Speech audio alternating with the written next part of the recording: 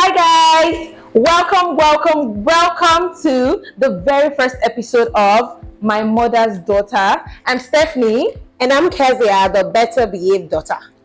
Let's not lie, I beg. I'm not lying. I'm just setting expectations early on. Anyways, we're so excited to have you guys here, and we're so excited to be starting this because it's been so long and we had it coming. I mean, we've always had it in our gist, our group chats and everything, and we're so excited to finally get to the doing part and not just the chop part. So the heart behind this podcast is pretty simple. It's just two sisters raised by a Nigerian Yoruba mother, in a godly way, basically talking about our faith, talking about our fashion, talking about life, talking about family, talking about friends, relationship, and all the fun chaos in between. And if you grew up with siblings, especially sisters, you already have an idea what I'm talking about, what we are talking about. We're talking about the fact that there is love, there is laughter, there is gist, there is also, who want my top? There is also, Bisola, where's that my wig? There is also a lot of, where is mommy? Don't tell mommy I snuck out. Please let me open the door at 10 p.m. Please. Well. A lot of that goes in between and all of that, right? And let's not forget the trauma that we grew up with, right? And I guess, the healing that comes with it, and when we get to the point where we just act like none of the chaos happened. We're basically in the healing phase right now. I can say. Let's not lie to the listeners. Maybe a little bit. It's not a lie, but basically this podcast is just talking about everything. Once more, we're talking about faith, talking about family, our fashion sense and our nonsense, talking about our childhood journey, how we grew up, talking about everything and all in between. And then obviously, so if we want the podcast to feel like siblings sitting on the couch, just gisting, maybe air sparks, in this case our ears are not part, but you get what we mean, right? So if you're looking for real authentic Nigerian, or let's say universal sibling energy, where for some people don't have their siblings here, maybe your siblings is abroad, it just makes you something to make you feel very nostalgic, something to make you remember your sibling and the kind of childhood you have or you had. You are at the right place. So yeah, stick around. We're gonna be right back. Bye.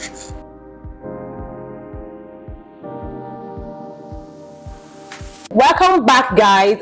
So to kickstart, we're going to be starting with you getting to know us, and we answering just some few questions that will just shed a little bit of light into our lives, right? So I'm going to go first. I'm going to share like very quick fact about my sister. Number one will be, my sister is a neat freak. And that's a fact. I'm not even joking. Sometimes I'll be thinking she has OCD, but she sort of gives my life balance that way because I'm not as tidy, I'm not dirty.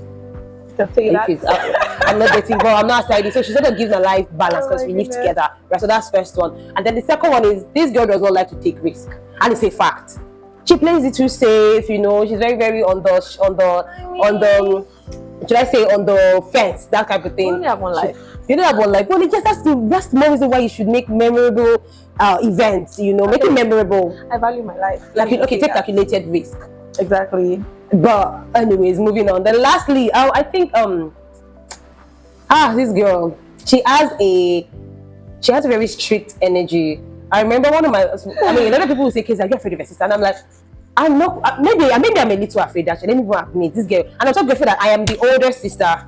I am the older sister because I feel like if I was the younger sister, this girl will show me pepper. But yeah, I'm the older sister. So I think those are the quick three facts about my sister Bisola.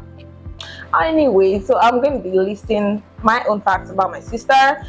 So Kezia is, would I say she's a nurturer? I don't know if I'd say that, but let's just use the word caring. I think I'll use the word caring. She's very caring, almost to a fault.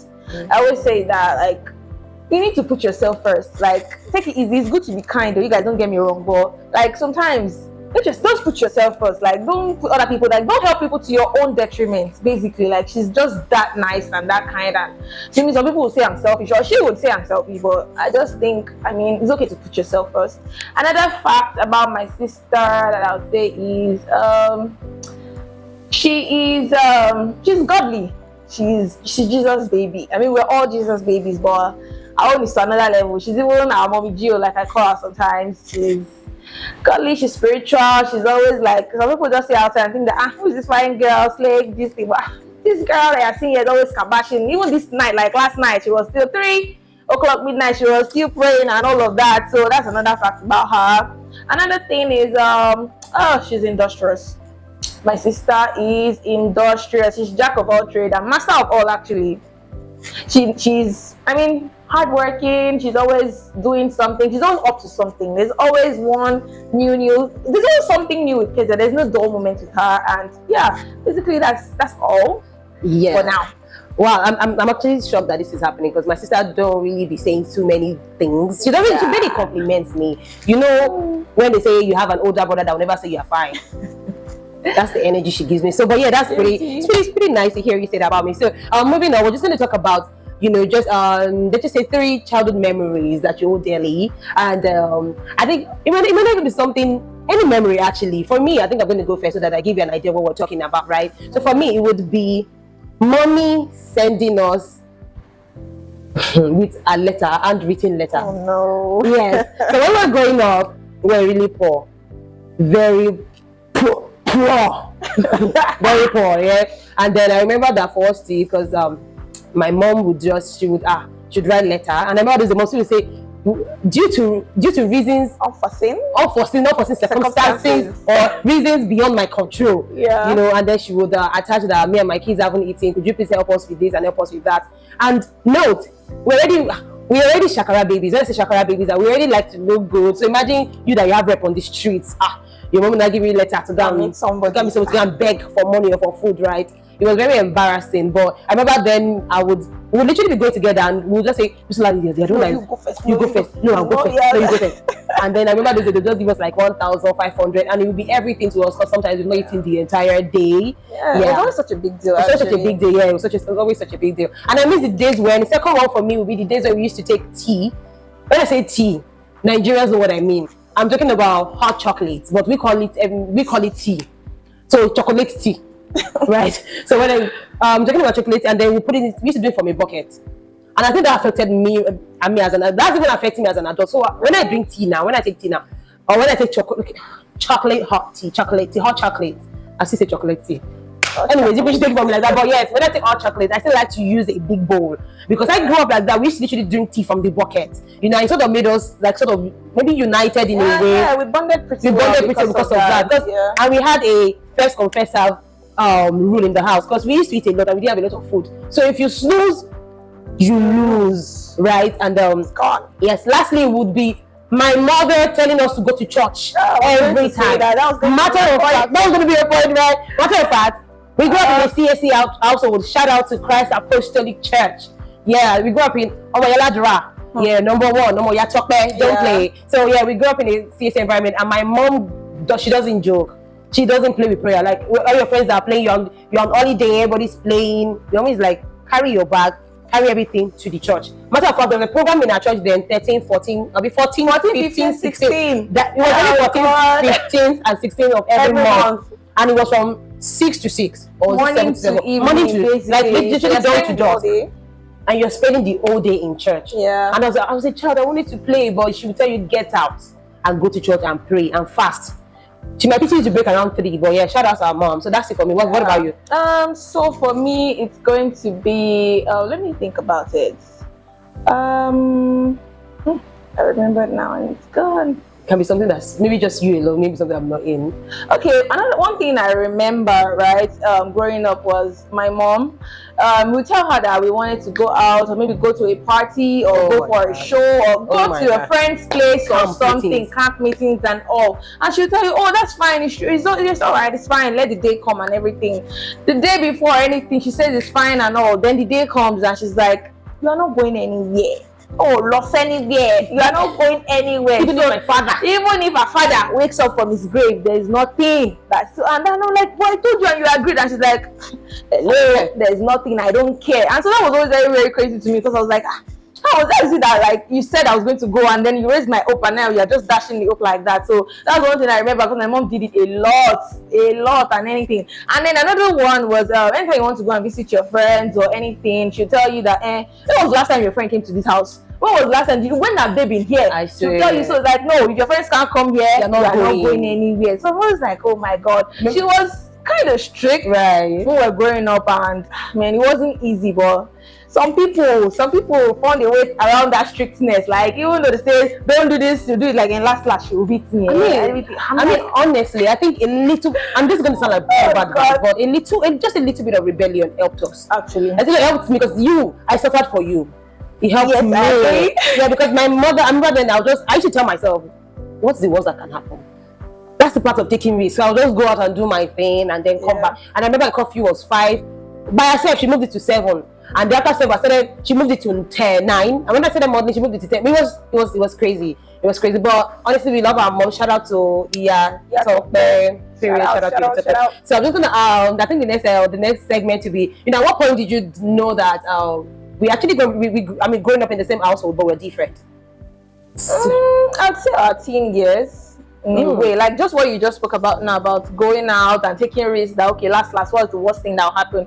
For me, I was always like, no, be careful and all this thing. Make sure not to break the rules because I don't want wahala. I was just the one that was always doing JJJ, going on my own. So I think from then I already knew we were different because we're like opposites basically. She's the adventurous one and the careful one and all of that. So I think that's when I started. You're right. I mean, I think for me, it would be the day my mother told me not to go out. Because mom, see, we grew up sheltered, and obviously I don't blame her, she's a single mom, right? So we grew up really pretty sheltered, but I didn't want to be a sheltered kid because I knew the kind of life I wanted, and I'm like, being a sheltered will not get me there. So anyways, I go out with my friend, I didn't even go to anywhere I was supposed to go to. I just went to our mom's workplace. Her mom was working in a hospital, and then I came back, and my mom had looked for me, and then I don't know if every African daughter, son can relate to this. I came back, and then she was like, how are you? How have you eaten? She said, this gesture, this kind of trap is a trap. But I already just, I was just like on guiding. I was just like, well, Ijawa was always guiding, right? So I entered the house, and my mommy bolts the door behind me. She literally and she took broom, slippers, anything. Omorogun, Yoruba say Omorogun, but it's turning stick. What you used to is make a bath. And she was using every weapon of mass destruction on me. And I mean, at that point, I was already stubborn, so I wasn't crying. And then she came and she said, oh, Suku, for those that don't know what Suku means, you're not crying. Oh, you're not crying. And then she started crying that I was not crying. And then she beat me with her teeth, and then at that point, I was like, oh my goodness. And then she's like, you will cry today, what, Suku? So yeah, and then I have my sister always staying in the house, coming first. By the way, she was always coming first. In fact, it was so bad, I was always coming second to the last. I think at some point we were like 33 in the class, 35, and I will come 33. And I had my older brother. Yes, we have an older brother. We're 3 siblings. My older brother, myself, and my sister, right? And they would always come first, second, scholarship, double promotion. And I was just there, 32, 33, 31, But yeah, so I already knew she was the careful one. I am the Dangbana Shoko of the house. Dangbana Shoko of the house. So, but yeah, moving on.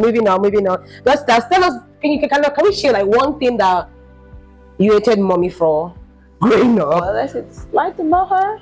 Dislike, maybe hate is just a strong word, yeah. But growing up, I'm sure you've had all that moment where you're like, ugh.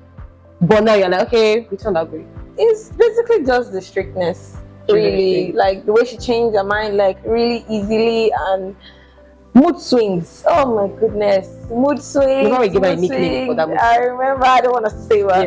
Yeah, mood swings. Anytime she would just have a mood swings, and I'm like, we're just laughing now, just having fun, and this and next thing you're changing it for me. So those moments, I was like, this woman, I don't understand you. So, but you know one thing, being an adult now has made me give her more grace because I think that she was having midlife crisis. Now that menopause and all of that, and she's still having to train 3 kids on her own. So it was a lot. Now, mommy, well done. Well, the shout out to you. I think for me it would be mommy not wanting you to rest. Like, oh my days, you would have done all of your chores. You would have probably swept the ceiling and taken everything. And then she's still going to be on some. So she calls me my Yoruba name. My Yoruba name is Todimu. She's like, Todimu, or she says Bisola. And Bisola just telling me that, what she calling me for again? I've done everything now. So I hated that about my mom. Like, why can't you just look at me, rest, and press my phone? And then if you now complain that anything is wrong with you, it is because of that one. That phone. But yes, I'm sure you guys have pretty enjoyed this segment. We have loads and loads and loads of episodes coming. We'll be discussing more and more about it growing up in a core African household, right? And the things that come with it, the trauma, the pain, the laughter, the getting together at the end of the year, praying, fasting and prayer at the end of the year. So trust me, we're going to be talking about all of that. So yes, you don't want to miss the next episode where we'll be discussing, what it means growing up and being as the daughters or as the children of a single mom in Nigeria. Don't miss it. And we'll catch you in the next episode, basically. Yeah, so I guess it is bye from me, Kezia, and Stephanie. Bye.